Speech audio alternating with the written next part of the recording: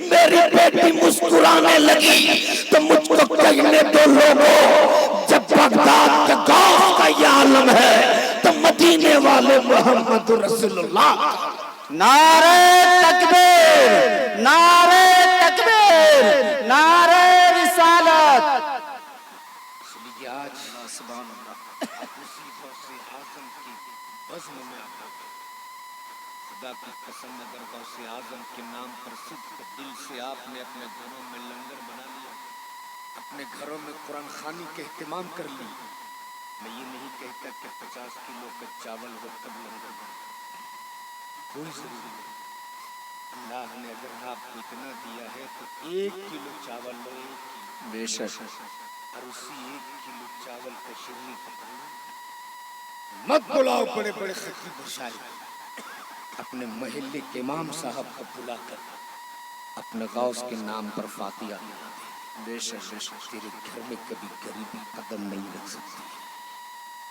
نوجوان کہنے لگا حضرت 30-35 سال پہلے میرے پاس کچھ نہیں تھا، پہلے سال جو میں نے غوث اعظم کے نام کا لنگر بنایا 900 کچھ روپے کی تھا۔ بے شک، میں اپنا غوث کے نام کا لنگر بناتے گئے، جیتوں محنت کرتے گئے، اللہ کے فضل و کرم سے اور غوث اعظم کی عنایت کے صدقے اللہ نے آج مجھ کو اس لائق بنا دیا ہے کہ آپ ایک بیٹی کی شادی کی بات کرتے ہیں، ہر سال میں 20-25 غریب بچیوں کی شادی اپنے بریان میں کرتا ہوں۔ واہ واہ واہ۔ یہ ہے غوث اعظم، آئے ہو غوث اعظم کی مجلس میں، اور میرا ایمان اور عقیدہ کہتا ہے کہ بغداد سے میرا غوث ہمیں سن بھی رہے ہیں، ہمیں دیکھ رہے ہیں۔ بے شک، آپ کو واقعی یاد ہوگا سرکار غوث اعظم کا بچپنا ہے، جوانی نہیں آئی، بچپنا ہے، بچوں کی عادت ہوتی ہے کھیلنے کی۔ سرکار غوث اعظم گھر سے باہر اپنی گلی میں کھیل رہے، بغداد کے ایک بہت بڑے بزرگ کا گزر اسی راستے سے، اس بزرگ نے سلام کیا، غوث اعظم کی چمکتی ہوئی پیشانی کو دیکھا اور سلام کیا۔ غوث اعظم نے جواب دیا، بزرگ نے غوث اعظم کو سلام کیا، بچپنا ہے غوث اعظم کا، لیکن حضرت آج ہمارے یہاں ماحول یہ ہے کہ صدر صاحب کرسی پہ بیٹھ کر انتظار کریں گے کہ امام صاحب آ رہے ہیں وہ ہمیں سلام کریں۔ بے شک، پیر صاحب انتظار کریں گے کہ وہ مرید ہے آ رہا ہے وہ سلام کریں۔ استاد انتظار کرے کہ شاگرد آ رہا وہ سلام۔ لیکن ایک بات بتا دوں، علامہ رئیس القلم ارشد قادری، حضرت میں فیض العلوم علامہ ارشد القادری رئیس القلم کی بارگاہ دفتر برابر، رئیس القلم وہ جن کا کوئی انصاف۔ ایک بار علامہ رئیس القلم نے سارے طلبہ کو ایک ہال میں جمع، جیسے رئیس القلم تشریف لائے سارے طلبہ استقبال کے لیے کھڑے ہو گئے، طلباؤں نے سلام کیا۔ رئیس القلم نے کہا، بھلے ہی میں علامہ ہوں، بھلے ہی میں تمہارا استاد ہوں، لیکن ہمیشہ آنے والے کو سلام کرنا۔ خدا کی قسم آج بھی میرا رونگٹا کھڑا ہو جاتا ہے۔ وہ رئیس القلم ہال سے باہر نکلے اور کہا، میں دوبارہ آ رہا ہوں، میں آپ لوگوں کو سلام کروں۔ رئیس القلم نے پہلے سلام کیا، لیکن آج انتظار کرتے ہیں لوگ کہ وہ آ رہے ہیں وہ ہمیں سلام کریں۔ یہ بات آ گئی سلام کی تو ایک بات ذرا سن لو اور جھوم کے ایک بار بول دو، یا رسول اللہ، یا رسول اللہ۔ سلام میں کتنے فائدے ہیں ذرا یہ سن۔ میں سمجھتا ہوں حضرت آج پوری دنیا، صرف بھارت نہیں میں پوری دنیا کی بات کرتا ہوں، کوئی ایسا گھر نہیں ہے جس گھر میں میاں بیوی میں جھگڑا نہیں ہے۔ بے شک، بولو صحیح کہ غلط؟ ہر گھر میں حضرت مولا علی اور سیدہ فاطمہ میں جھگڑا نہیں، بے شک، بے شک بے شک جھگڑا نہیں، باتوں باتوں میں کچھ بات ہو. سیدہ فاطمہ کے دل میں تھوڑی تکلیف ہوئی، اور جب سسرال میں کسی بیٹی کو تکلیف پہنچتی ہے تب اس کو اس کے بابا یاد آتے ہیں. جب کسی بہن کو تکلیف پہنچتی ہے تب اس کو اس کے بھائی کا پیار یاد آ جاتا ہے. سیدہ فاطمہ کو یاد آ گئے مصطفیٰ، اور فاطمہ نے سوچا بابا کا چہرہ دیکھ لوں گی، دل میں جو تکلیف پہنچی ہے وہ دور ہو جائے. بے شک بے شک سبحان اللہ. اس لیے کہ مصطفیٰ کا چہرہ وہ چہرہ ہے، اگر بیمار دیکھ لے تو شفا پا جائے، مریض دیکھ لے تو صحت مند ہو جائے، دکھیارا دیکھ لے تو سکھ پا جائے، ابھاگن دیکھ لے تو قسمت والا ہو جائے. بے شک سبحان اللہ. سیدہ فاطمہ نے سوچا مصطفیٰ کا چہرہ دیکھ لوں گی، دل میں جو تکلیف پہنچی ہے وہ دور ہو جائے. چلی ہے سیدہ فاطمہ مولا علی کے گھر سے نبی کے در کی طرف. جیسے ہی سیدہ فاطمہ پہنچی ہے مصطفیٰ کے دروازے پر، نبی کریم کے گھر کا دروازہ بند ہے. اگر بیٹیوں کے باپ بیٹھے ہو تو میرے جملے کو بہت غور سے سنو، اگر نواسیوں کے نانا بھی بیٹھے ہو جب بھی سنو. نبی کونین کے گھر کا دروازہ بند، سیدہ فاطمہ نے کنڈی بجائی، اندر سے آواز آئی کون؟ سیدہ فاطمہ بول پڑی بابا آپ کی بیٹی فاطمہ.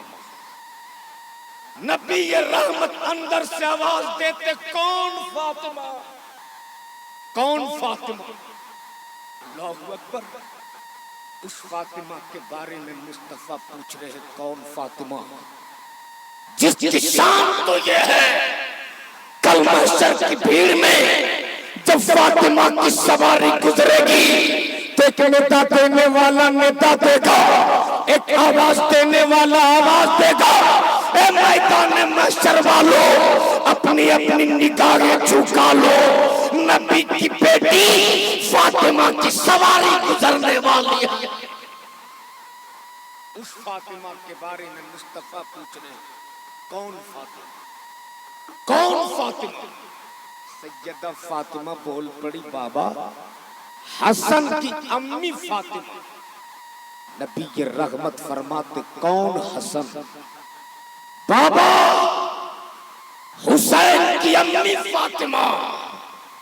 نبی کی رحمت فرماتے کون حسین؟ تب سیدہ فاطمہ بول پڑی بابا علی کی بیوی فاطمہ. اب ذرا اگر بیٹیوں کے باپ بیٹھے ہو تو نبی کے جملے کو غور سے سننا. میرے مصطفیٰ نے فرمایا تھا بیٹی لوٹ جا فاطمہ، اس دروازے پہ تم اسی وقت آنا جب تیرے ساتھ تیرا شوہر مولا علی مشکل کشا. لیکن ہمارے یہاں کیا ہوتا ہے، اگر ہماری بیٹی اور داماد میں ذرا سی امن ہو جائے تو اپنے محلے کے 10-20 بڑا بڑا پیٹ والا ٹکلے قسم کے لوگ 500 روپیہ اس جیب میں 1000 روپے سائیڈ والی جیب میں ڈال کے ہم ان کو لے کے جاتے ہیں. وہ اتنے ظالم ہوتے کہ وہ انصاف نہیں کرتا، معاملہ مکمل صاف ضرور کر دیتا. پھر ہوتا کیا ہے، فیصلہ پنچایت کورٹ کچہری عدالت نوبت طلاق. بولو صحیح کہ بے شک حق ہے. لیکن میرے مصطفیٰ نے فرمایا بیٹی لوٹ جا، یہ دروازہ تیرے لیے اس وقت تک بند ہے جب تک تیرے ساتھ تیرا شوہر مولا علی مشکل کشا نہ آ جائے. لوٹ گئی فاطمہ، لوٹ گئی. ادھر مولا علی مشکل کشا گھر پہنچے، دیکھے فاطمہ نہیں ہے، دل تڑپ گیا. شوہر ہو تو علی کی طرح، بیوی ہو تو فاطمہ کی طرح. جیسے ہی مولا علی گھر پہنچے دیکھے فاطمہ نہیں ہے، دل تڑپ گیا. اور مولا علی نے سمجھ لیا کہ میری فاطمہ کو میری باتوں سے تکلیف پہنچی ہوگی، میری فاطمہ گئی ہوگی اپنے بابا کے در پر، میری فاطمہ گئی ہوگی اپنے بابا کے چوکھٹ پر۔ ادھر مولا علی اپنے گھر سے نکل کر فاطمہ کو ڈھونڈنے کے لیے چلے ہیں نبی کے در کی طرف، ادھر سے سیدہ فاطمہ نبی کے در سے نکل کر چلی ہے مصطفیٰ علی کے گھر کی طرف۔ بیچ راستے میں دونوں کی ملاقات ہو جاتی۔ سبحان اللہ، سبحان اللہ۔ جیسے ہی دونوں کی ملاقات ہوئی، مولا علی نے انتظار نہیں کیا کہ فاطمہ مجھے سلام کرے۔ سیدنا مولا علی مشکل کشا نے آگے بڑھ کر سیدہ فاطمہ کو سلام کر دیا۔ بے شک، سبحان اللہ۔ جھگڑا ختم۔ لیکن آج تو ہم لوگ اپنے آپ کو تیسمار خان سمجھتے ہیں کہ ہم شوہر ہو کر بیوی کو سلام کریں، لیکن یاد رکھنا میرے مصطفیٰ کریم کا طریقہ یہ ہوتا تھا، اور خود میرے پیغمبر نے فرمایا سلام کو عام کرو، اور کونین کے تاجدار کا طریقہ بھی یہی ہوتا تھا۔ آپ راستے سے گزرتے تھے، بچہ ملتا انہیں بھی سلام کرتی، جوان ملتا انہیں بھی سلام کرتی، بوڑھا ملتا انہیں بھی سلام کرتے، اور سلام کر کے میرے نبی نے اپنی پوری امت کا پیغام دے دیا کہ دنیا میں جو پہلے سلام کرے گا جنت میں وہ پہلے داخل کیا جائے۔ سبحان اللہ۔ اس لیے آج بزم غوثیہ میں آنے والوں، یہاں سے ایک پیغام لے کر کے جاؤ۔ آپ جب باہر کمانے جاتے ہو، شام میں گھر واپس لوٹتے ہو، دروازے پہ اگر تیرا بچہ ملے اسے بھی سلام کر لو، امی ملے اسے بھی سلام کر لو، ابو ملے اسے بھی سلام کر لو، اور اگر تیرا گھر خالی ہو، تیرے گھر میں کوئی نہیں، تو داخل ہونے سے پہلے سلام کرو۔ اس لیے کہ نبی کے رحمت فرماتے جس گھر میں کوئی نہیں ہوتا اس گھر میں مصطفیٰ ہوتے ہیں۔ سبحان اللہ، سبحان اللہ۔ اس لیے سلام کا عام کرو۔ مولا علی مشکل کشا نے سیدہ فاطمہ کو سلام کیا۔ سیدہ فاطمہ نے آگے بڑھ کر علی کے دست کرم کو چوم لیا۔ سبحان اللہ۔ جیسے ہی فاطمہ نے علی کے دست کرم کو چوما ہے، مولا علی نے آگے بڑھ کر فاطمہ کی زلفوں کو چوم لیا۔ سبحان اللہ۔ جیسے ہی علی نے فاطمہ کے زلفوں کو چوما ہے، تڑپ گئی فاطمہ اور بلک بلک کے رونے لگی، اور رو رو کر کرنے لگی علی میں گئی تھی اپنے بابا کے چوکھٹ پر، میں گئی تھی اپنے بابا کے در پر، آج میرے بابا نے میرے لیے اپنے گھر کے دروازے کو بند کر دیا۔ میرے وہ بابا جو مجھ سے بے پناہ محبت کرتے تھے، میرے وہ بابا جو مجھ کو چومتے بھی تھے، مجھ کو سونگھتے بھی تھے، آج میرے بابا نے اپنی بیٹی فاطمہ پر اپنے گھر کا دروازہ بند کر دیا۔ مولا علی مشکل کشا نے سیدہ فاطمہ کا ہاتھ پکڑا، تسلی دیا، اور فرماتے فاطمہ گھبرا مت، اب چل دو، اب چل دو، اب چل دو۔ آگے آگے مولا علی، پیچھے پیچھے سیدہ فاطمہ،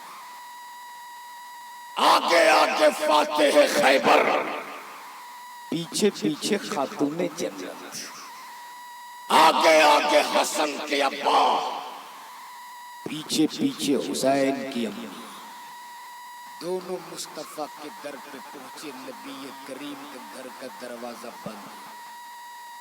مولا علی مشکل کشا فرماتے فاطمہ اب ذرا کنڈی بجا تو۔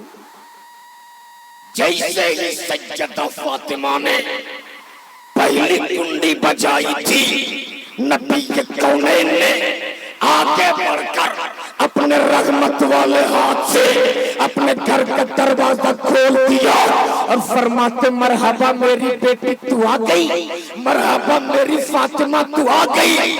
گویا نبی کے کونین نے اپنے اپنی بیٹی فاطمہ پر اپنے گھر کے دروازے کو بند کر کے قیامت تک آنے والی اپنی پوری امت کو پیغام دے دیا کہ اگر تیری بیٹی اور داماد میں کبھی انبن ہو جائے تو تم اس میں دخل اندازی مت کرو، بلکہ ان دونوں کو صلح کر لینے دو۔ اگر تم نے اس پہ عمل کر لیا تو خدا کی قسم تیرے گھر میں کبھی طلاق کی نوبت آ ہی نہیں سکتی، بے شک، سبحان اللہ سبحان اللہ۔